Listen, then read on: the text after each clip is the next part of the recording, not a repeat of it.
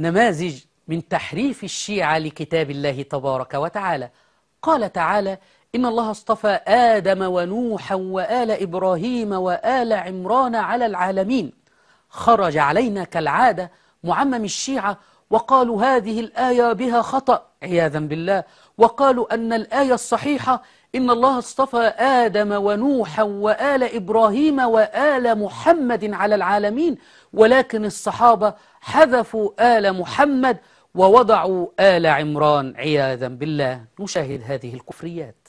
إن الله اصطفى آدم ونوحا وآل إبراهيم وآل عمران على العالمين،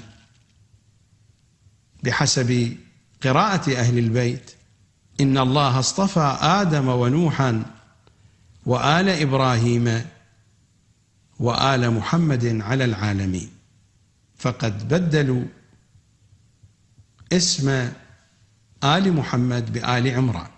يقول تعالى: إنا نحن نزلنا الذكر وإنا له لحافظون. فالذي تعهد بحفظ هذا الكتاب هو الله سبحانه وتعالى. ونحن نقول: إن كان في الآية آل محمد، لماذا لم يقرأ بها علي رضي الله عنه في خلافته؟ فما هي إلا كفر جديد وخرافة جديدة اخترعها علماء الشيعة.